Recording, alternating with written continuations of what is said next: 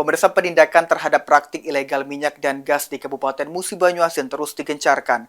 Sepanjang Januari hingga April 2026, Polres Mbuah berhasil mengungkap puluhan kasus migas ilegal, sekaligus membongkar ratusan sumur liar di wilayah Mbuah.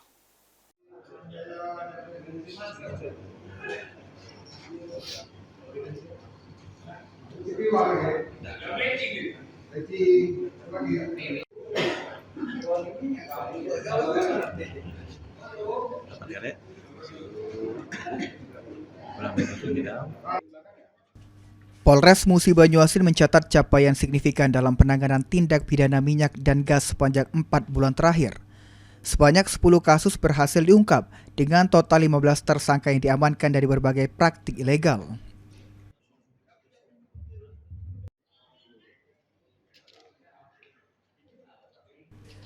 Kasus yang ditangani didominasi aktivitas ilegal drilling, illegal refinery, hingga pemalsuan dan penyalahgunaan bahan bakar minyak bersubsidi. Pada Januari 2026, terdapat 2 kasus yang berhasil diungkap, yakni illegal refinery dan kebakaran lokasi penyulingan ilegal dengan 4 tersangka.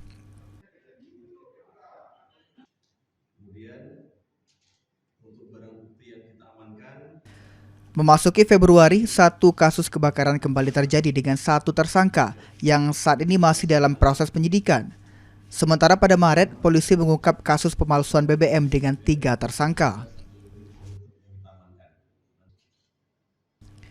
Puncaknya terjadi pada April 2026 dengan 6 kasus sekaligus, mulai dari illegal drilling, pemalsuan BBM, hingga penyalahgunaan BBM subsidi.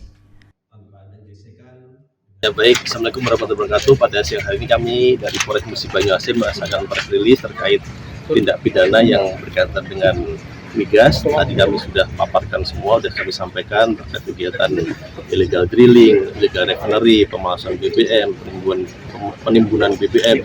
Kita sudah sampaikan kepada media. Tentu ini semua adalah bentuk komitmen daripada Polres Musi Banyuasin dalam rangka penegakan hukum terhadap tindak pidana yang berkaitan dengan migas. Kami menghimbau kepada seluruh masyarakat Kabupaten Musi Banyuasin yang masih melaksanakan kegiatan illegal drilling, illegal refinery, pemalsuan BBM agar stop, jangan dilakukan lagi.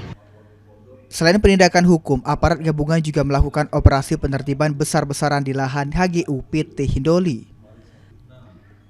Dalam operasi selama 4 hari, ratusan sumur minyak ilegal dan bangunan penunjang aktivitas ilegal berhasil dibongkar.